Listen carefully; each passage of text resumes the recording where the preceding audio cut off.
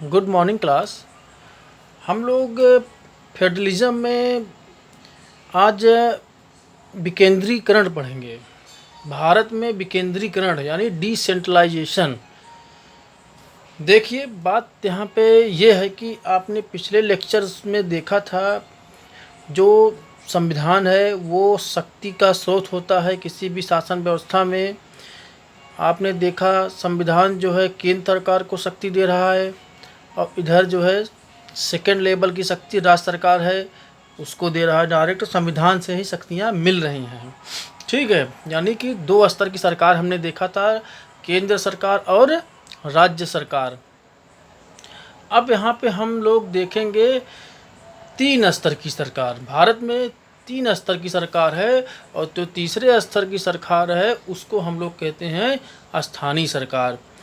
इसकी जो है, इसमें बहुत से 2 या 3 कमेटियों का जो है सुझाव आया। उसके बाद सरकार ने 1992 में संवैधानिक संशोधन किया।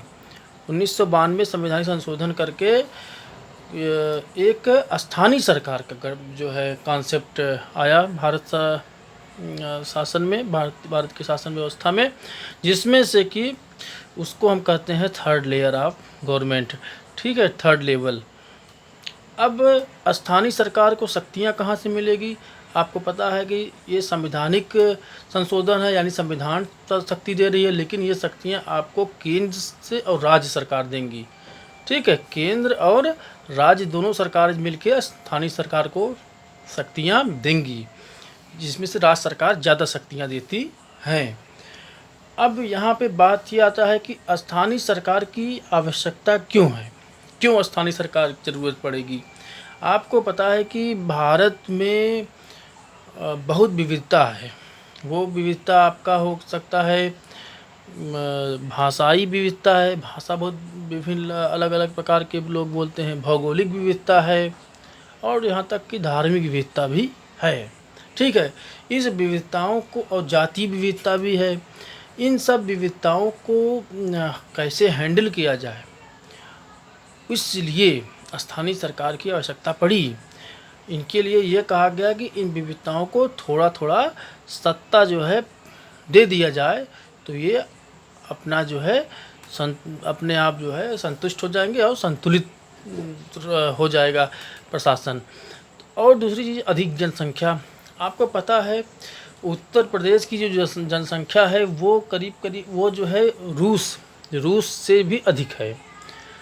ठीक है, तो इस प्रकार से जब जनसंख्या ज़्यादा है तो सत्ता का बंटवारा करना आवश्यक हो जाता है।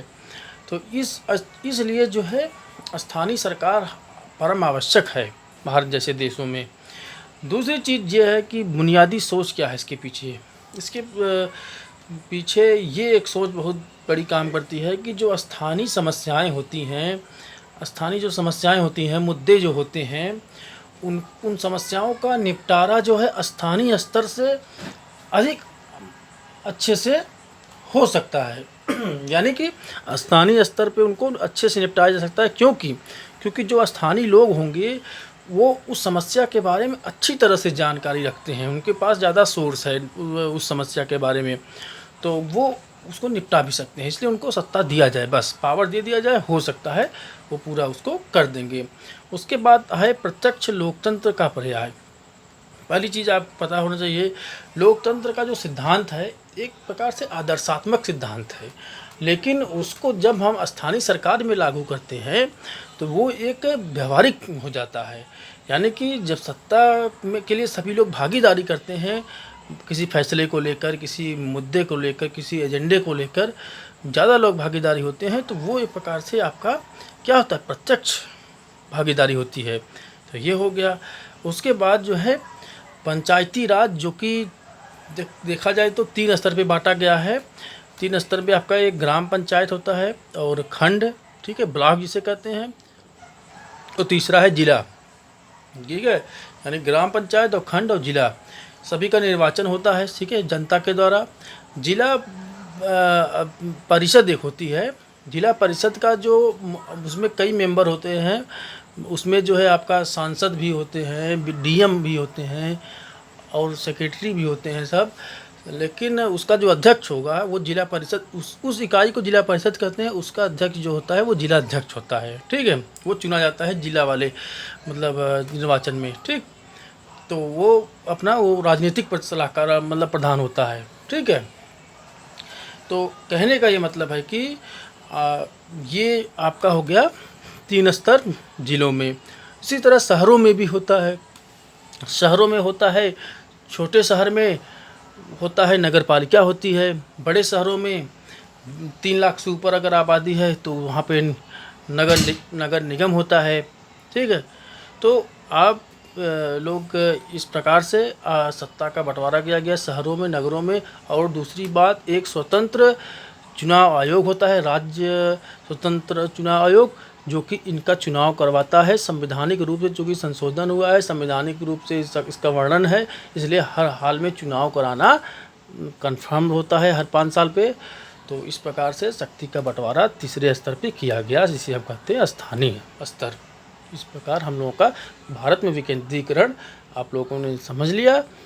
इसी तरह हमारा यह चैप्टर समाप्त होता है। अब हम लोग नेक्स्ट चैप्टर, तीसरा चैप्टर नेक्स्ट लेक्चर में पढ़ेंगे। धन्यवाद।